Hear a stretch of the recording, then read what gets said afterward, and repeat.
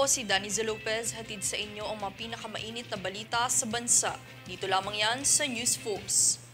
Sa ulo ng mga balita, patuloy na monitoring ng mga OFW sa Israel tiniyak ng gobyerno. Presyo ng langis mahigpit na binabantayan ng gobyerno. Vote buying, nais puksain ng DILG at COMELEC sa papalapit na halalan. Malacanang idineklara ang Linggo ng Lupong Tagapamayapa tuwing ika-10 hanggang ika-16 ng Oktubre. Mga paalala sa darating na unda sa inilabas na. Biktima ng human trafficking na isalba ng BI matapos mahulian ng pekeng dokumento. Patas at pantay na balita, komprehensibong ulat para sa pulso ng masa. Ito ang News Force.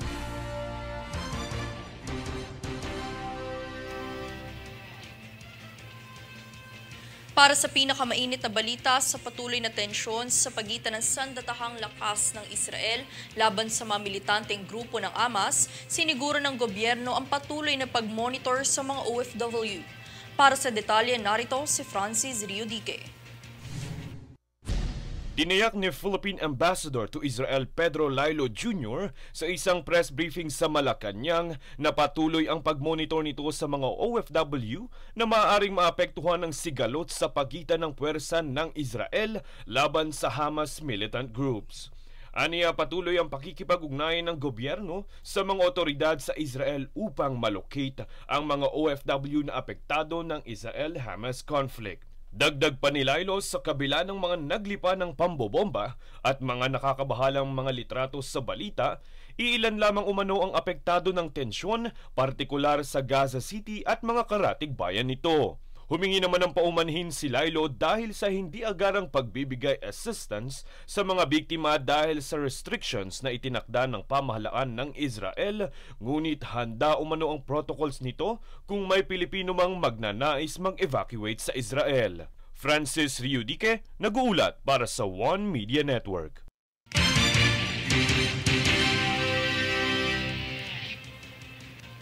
Kaugnay na balita, suspendido muna ang 2025 Voters National at Local Elections Voter Registration ng mga Pinoy sa Israel kasunod ng nararanasang krisis sa naturang bansa. Ito ay upang masiguro ang kanilang kaligtasan kung saan pinapayuhan ni COMELEC Chairperson George Erwin Garcia ang mga Pinoy na nasa Israel na huwag na munang pumunta sa embahada upang magparehistro at manatili na lamang sa kanilang mga tahanan. Kaugnay nito, hindi pa naman umano na pag-iisipan ng ahensya kung palalawigin ang pagpaparehistro gayong prioridad ang maayos na kalagayan ng mga botanteng Pilipino sa Israel.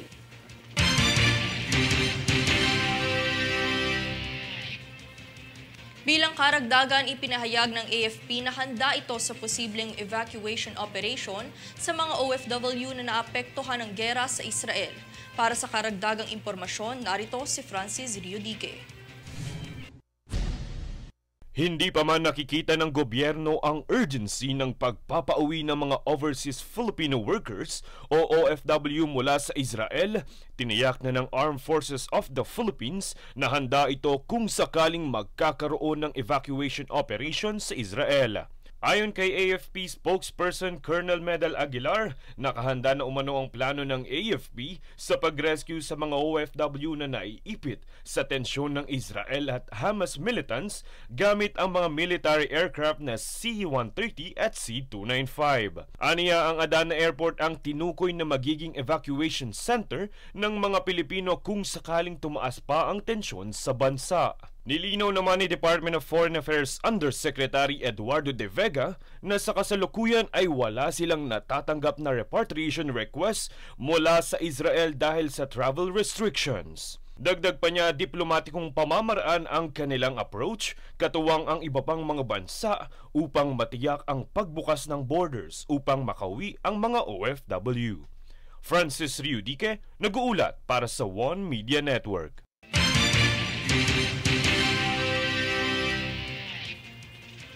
Sa isa pang kaugnay na balita, buhat ng kaguluhan bunsod sa hidwaan sa pagitan ng Israel at Hamas, nagbabadya rin ang posibleng epekto nito sa ekonomiya ng Pilipinas. Tungay ng ulat ni Princess Castro. Mahigpit na binabantayan ngayon ng gobyerno ang posibleng pagtaas ng presyo ng langis buhat ng kasalukuyang digmaan sa pagitan ng Israel at Hamas.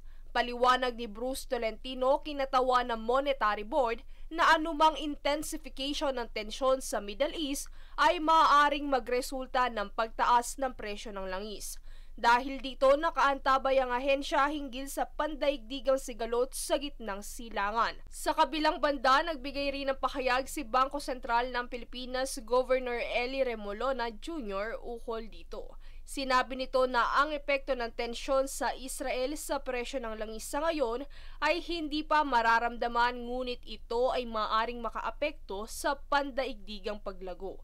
Sa madaling salita, wala pa itong epekto sa halaga ng piso at pag-akyat sa presyo ng langis. Samantala, kung sakaling tumaas ang pangdaigdigang presyo ng krudo, maapektuhan ang presyo ng petrolyo at magiging daan sa pagtaas ng inflation sa bansa. Matatandaan kamakailan na nagkaroon ng higit 2 pisong rollback sa mga produktong petrolyo na lubos na ikinatuwa ng ilang mga tsuper kung saan ito ay itinuturing nilang malaking tulong sa kanilang kita sa pamamasada. Princess Castro, nag-uulat para sa One Media Network.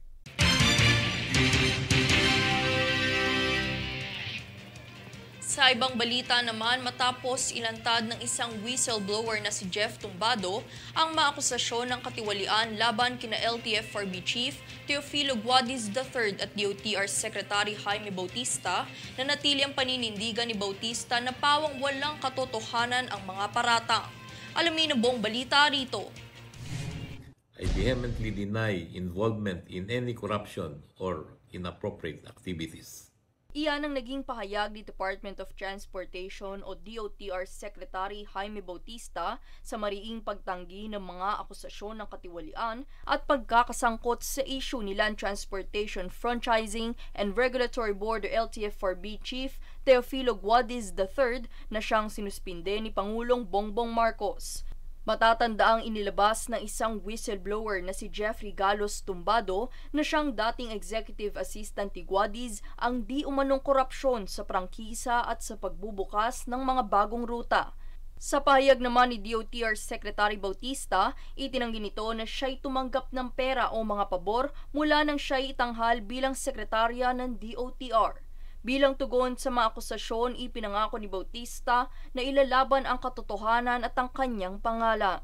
Inihayag din ni Bautista ang pagsasampa ng kaso laban sa mga akusasyon at paninira sa kanya. Sa kasalukuyan, inatas ni Bautista bilang officer in charge ng LTFRB si Attorney Mercy Jane Paras Lainez. Daniza Lopez nag-uulat para sa One Media Network.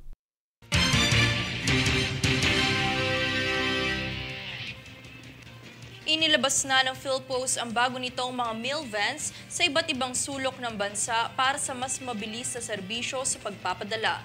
Nasa 46 ang naipamahagi sa buong bansa, kung saan inihayag ni Postmaster General Luis Carlos na ang mga bagong mail vans ay tiyak na magiging mabisa sa pagseserbisyo sa publiko.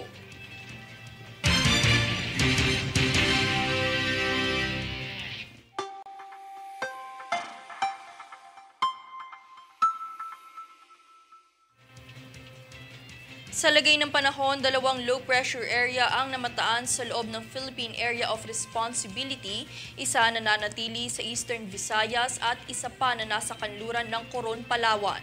Bagamat maliit ang tsansang maging tropical depression, makakaapekto pa rin ito sa bansa. Partikular ang pag-ulan sa Bicol Region, Mimaropa, Quezon, Northern Samar at Eastern Samar.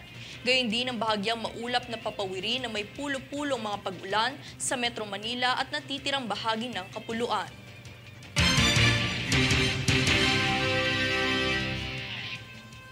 Susunod sa News Force. Confidential funds ng 5 ahensya inilipat sa frontline agencies ng West Philippine Sea. DOT pinangunahan ng pamamahagi ng kits sa mga tour guide at FBSE trainers sa Bicol Region.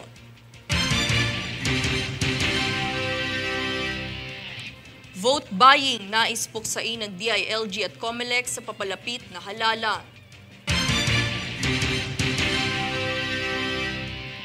Manatiling nakatutok para sa higit pang mabalita sa pagbabalik ng News Post.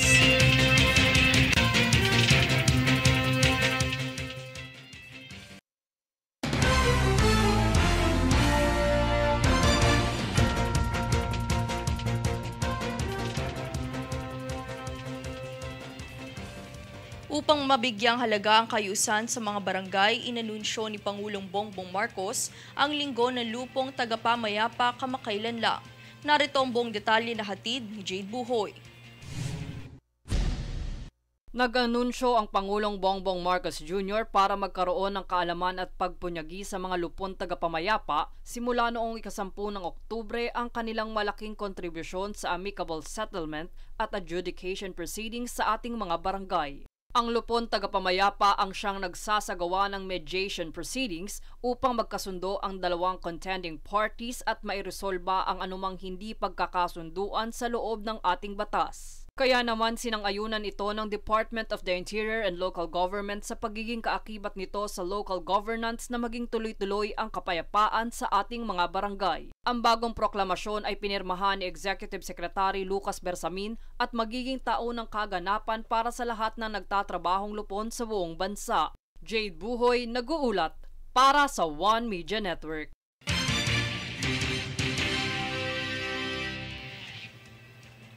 Sa ibang balita, pinangunahan ni Pangulong Bongbong Marcos ang inaugurasyon ng isang world-class controlled climate poultry farm sa Davao del Sur. Ang nasabing mega farms ay tinatayang makakapag-produce ng 200 milyong kilo ng karne kada taon. Itinuturong itong state-of-the-art poultry farm dahil sa advanced na features at teknolohiya na gagamitin dito. Ang poultry farm na ito umano ang magtitiyak ng supply ng karne sa Mindanao para makatulong sa suliranin sa seguridad sa pagkain.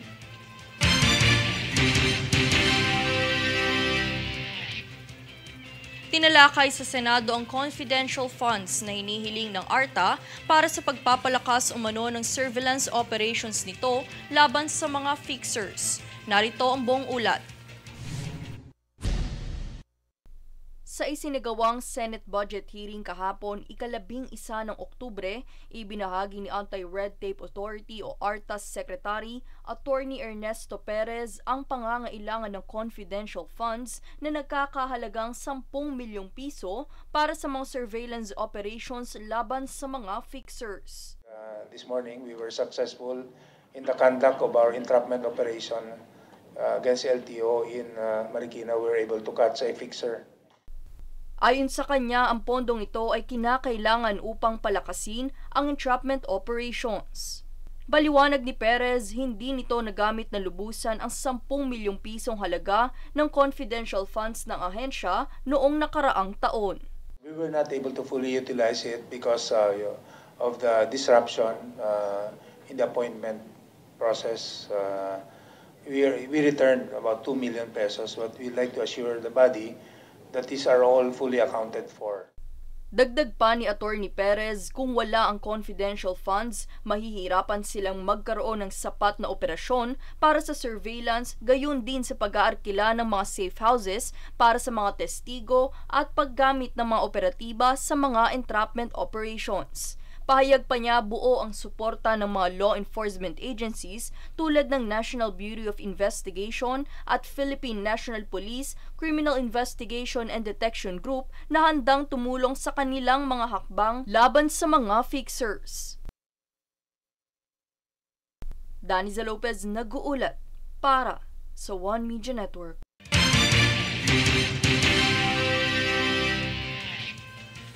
Sa kaugnay na balita, alinsunod sa issue ng confidential funds kamakailan na pagpasyahan ng Kamara na ilipat na lamang ang pondo ng 5 ahensya sa mga nangangalaga ng West Philippine Sea. Alamin ang buong detalye kay Princess Castro. Inilipat na sa mga ahensyang nangangalaga sa West Philippine Sea ang kabuuang 1.23 bilyon na Confidential Fund o CF sa 5 ahensya ng gobyerno. Ito ay matapos magkaisa ng Kamara sa desisyon na tuluyan ng alisin ng CF sa Office of the Vice President, Department of Education o DepEd, Department of Information and Communications Technology o DICT, Department of Agriculture at Department of Foreign Affairs o DFA. Ang pag-aalis ng pondo na ito ay alinsunod sa 2024 General Appropriations Bill. Ang CF ay paghahatian ng 4 na frontline agencies ng WPS kung saan 300 milyong piso ang ibibigay sa National Intelligence Coordinating Agency, 200 milyong piso para sa Philippine Coast Guard na gagamitin para sa kanilang intelligence activities at ammunition.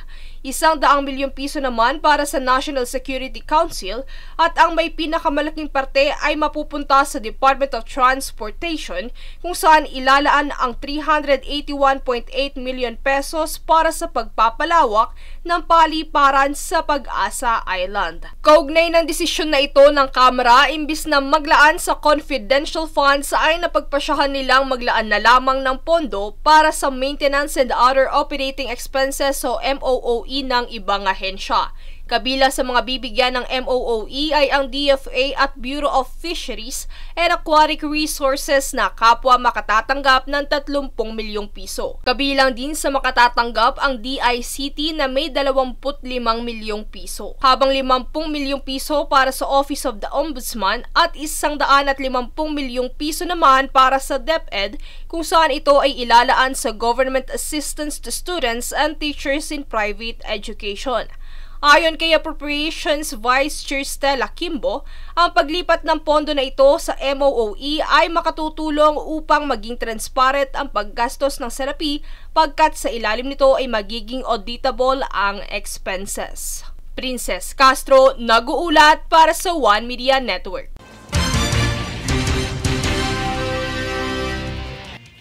BSK update dahil papalapit na ang barangay at sangguniang kabataan elections, mahigpit na tinutukan ng COMELEC at DILG ang pagpuksa sa vote buying o ang pagbebenta at pagbili ng boto. Yan ang balitang hatid ni Jade Buhoy. Bilang bahagi ng paghahanda sa araw ng pangangampanya at nalalapit na barangay at sangguniang kabataan elections o BSKE, nagugnay ang Department of the Interior and Local Government o DILG at Commission on Election o COMELEC upang puksain ang malawakang issue sa pagbebenta at pagbili ng boto o mas popular bilang vote buying. Ayon kay DILG Secretary Benhur Abalos Jr., handa silang suportahan ng COMELEC upang mabilis na makakuha ng ebidensya at masugpo ang kaso ukol sa election offenses. Bahagi rin ito ang mga information campaign kaugnay sa epekto ng pagbili at pagbenta ng boto sa mga lokal na pamahalaan. Pinaalala naman ng COMELEC ang ukol sa Omnibus Election Code na ang pagbili at pagbenta ng boto ay may kaparusahang hindi mabibilang ang botong ito sa napiling kandidato. Jade Buhoy, nag-uulat para sa One Media Network.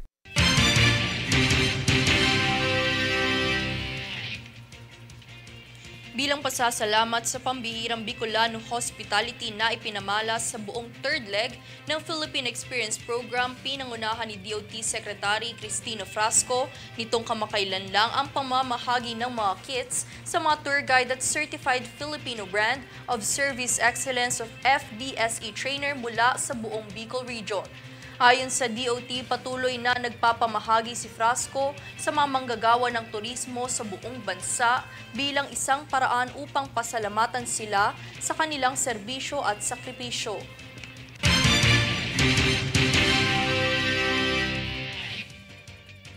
Upang mapadali ang paghingi ng tulong ng mga mamamayang nangangailangan, nakatakda ng ilunsad ng Nueva Vizcaya ang provincial government ang 911 emergency hotline sa susunod na linggo.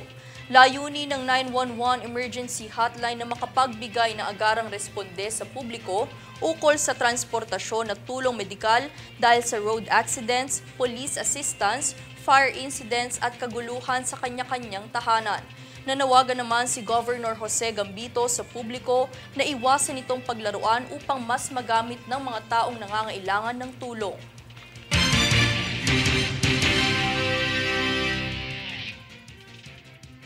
Susunod sa News Force. DOH isinagawa ang biyaheng kalusugan for mental health sa Sorsogon. Mga paalala sa darating na undas, inilabas na.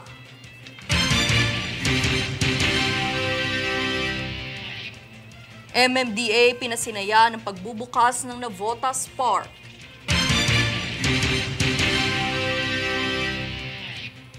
Manatiling nakatutok para sa higit pang mabalita sa pagbabalik ng News Force.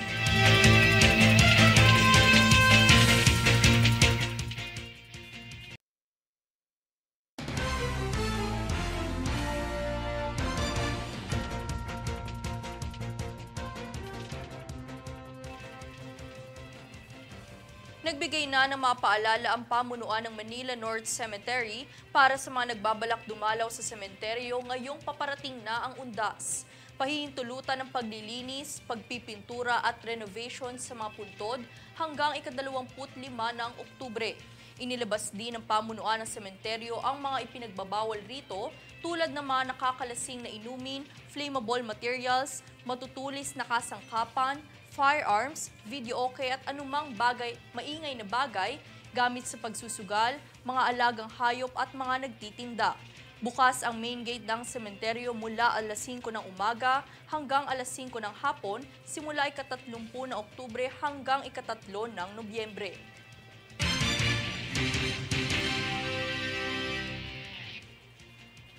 Ang DOH na kinakatawa ni Undersecretary Maria Rosario Vergeire ay nagsagawa ng biyaheng kalusugan for mental health.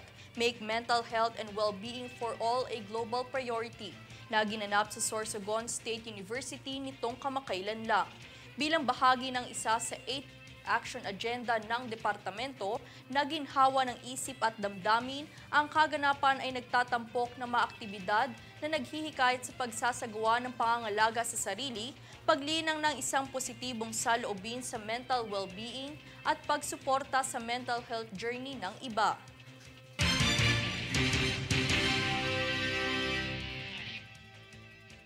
Samantala, opisyal nang binuksan sa publiko ang Navotas Green Zone Park Phase 3 sa pangunguna ni MMDA Acting Chair Attorney Don Artes. Ang parke ay may lawak na 621 metro kung saan ito rin ay isa sa mga proyekto ng MMDA na Adopt a Park Project.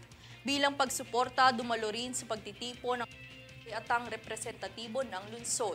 Samantala, sinabi ni Artes na mas papalawakin pa ang mga parke kung saan balak itong patayuan ng play area.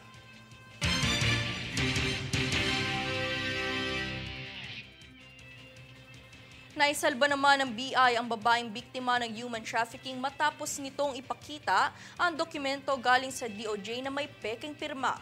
Ayon kay BI Commissioner Norman Tansinco, isang di pinakilalang biktimang may edad na 30 taong gulang ang naharang sa NAIA Terminal 1 na nagtangkang lumipad patungong Singapore. Napag-alaman ding pinakilala ng biktima ang kanyang sarili bilang empleyado ng DOJ at tutungo sa Singapore para sa isang official travel. Sa kasalukuyan, tinungo ang biktima sa DOJ IACAT para patawan ng kaso ang mga recruiters nito.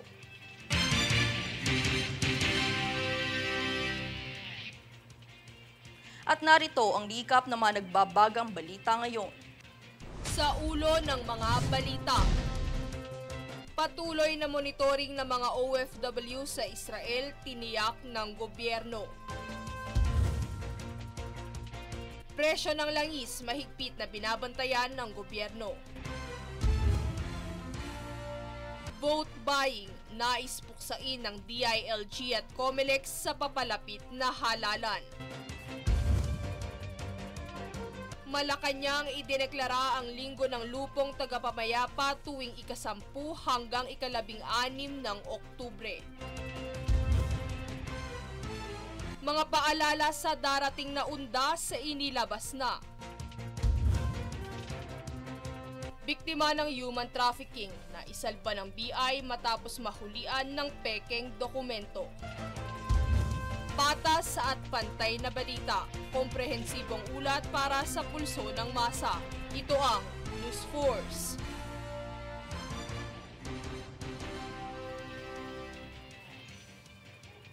At yan ang pinakamainit na mga balita ngayong araw. Manatiling nakatutok sa aming maulat at updates sa aming Facebook page, facebook.com/OneMediaNetwork. Ako si Dani Zalupez at ito ang News Pulse.